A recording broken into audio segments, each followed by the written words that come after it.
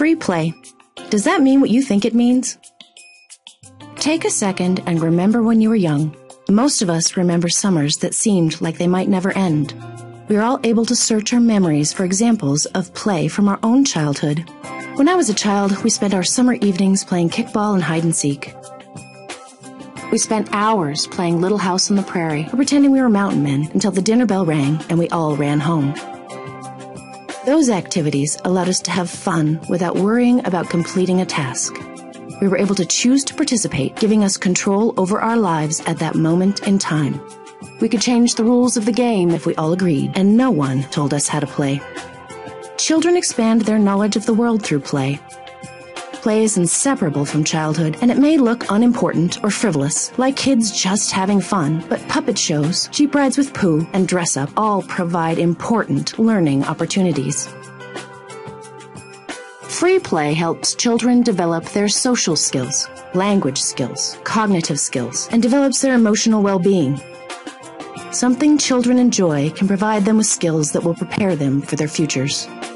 As Americans, we are a schedule-heavy society. How many of you need a planner just to keep your child's schedule straight? Music lessons, sports, and group arts and crafts all have value, but just as important is providing downtime and free play of a child's choosing. My husband and I were blessed with a child who really needed his space and alone time. When he became overscheduled, even from birth, he let us know it. Boy, did he let us know it. I was a childcare provider, and I am talking about a child who would, as a toddler, put himself in his room and tell me he needed a little break. What he really needed was some free play. I admit that I have learned as much from my children as they have from me. Our children are overstimulated and overscheduled. To be defined as play, the activity needs to be freely chosen by the child, pleasurable, and not focused on an end result. Children are actively engaged when they're involved in free play. When children play, they learn about themselves and their world. They can manipulate toys and learn how the physical world works. Trucks roll and heavy things sink in water. They practice physical skills and gain confidence in their body. Dramatic play is a particular type of play. Dramatic play involves imagination, pretending, and cooperation.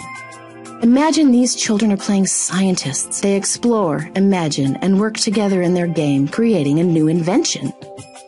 While researchers use precise definitions, for us, dramatic play is any time a child uses props, actions, and/or language to represent realistic or imaginary experiences, like twins playing restaurant, pretending to cook and to serve food.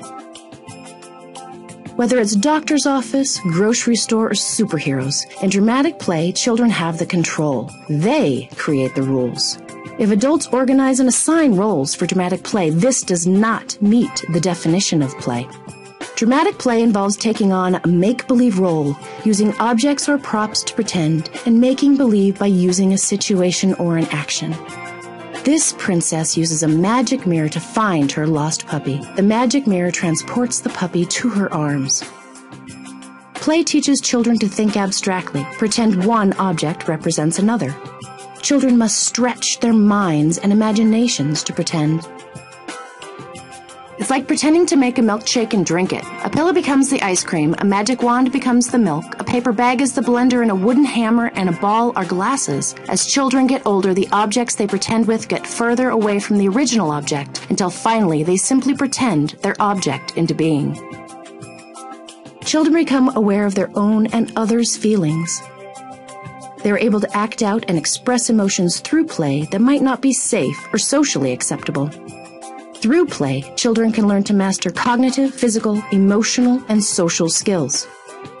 In their own safe environment, children take on imaginary roles and experience the feeling of winning over scary foes like bad guys, knowing that in their pretend situation, they have control over evil. So let's consider what a child can do with a blanket. A blanket is a cape for a masked adventurer. It is a tent, a door, a picnic blanket, a towel, a rope, or a wedding veil. A blanket is a sleeping bag and a magic carpet. The fun a child can have with a blanket is endless, but only if he has time to play, pretend, and imagine. Early childhood education is about more than ABCs and 1, 2, 3s. It is about an opportunity to learn through play, because play is every child's work.